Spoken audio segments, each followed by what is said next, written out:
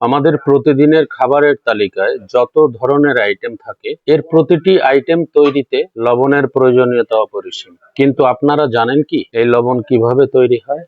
হ্যাঁ, আজকের ভিডিওতে দেখাবো লবণ কোথায় কিভাবে তৈরি হয়। টেকনাফ উপজেলায় লবণ চাষ একটি গুরুত্বপূর্ণ অর্থনৈতিক অ্যাক্টিভিটি, যেখানে পাহাড়, নদী ও সাগরের নৈকট্যের কারণে লবণ উৎপাদন ক্ষেত্র ও মৎস্য খামার গড়ে উঠেছে। কক্সবাজার থেকে টেকনাফ যেতে যে জমিগুলো দেখছেন, এর ভিতর সমুদ্রের নোনা পানি ঢুকিয়ে তার থেকে লবণ তৈরি করা হয়। লবণ চাষের জন্য এভাবেই জমিগুলোকে খণ্ড খণ্ড করে তার উপর পলিথিন বিছিয়ে সমুদ্র থেকে নোনা পানি ঢোকানো হয়। পানি বেশ কিছুদিন রেখে দিলে বাষ্প হয়ে যখন পানি শুকিয়ে যায়, তখন নিচের অংশে লবণের কাঁচামাল জমে থাকে। সেগুলি বস্তা বেঁধে বড় বড় গাড়িতে করে লবণ ফ্যাক্টরিতে নিয়ে যাওয়া হয় এবং মেশিনে রিফাইন ও প্যাকেটজাত করে বাজারে বিক্রি করা হয়। মূলত ডিসেম্বর থেকে মে মাস পর্যন্ত লবণ উৎপাদন করা হয়। টেকনাফ পাহাড় ও সমুদ্রের কাছাকাছি হওয়ায় এখানকার মাটি ও জলবায়ু লবণ চাষের জন্য খুবই উপযোগী। তাই এই অঞ্চলের মানুষের আয়ের অন্যতম প্রধান উৎস হলো লবণ চাষ করা। যারা এখন পর্যন্ত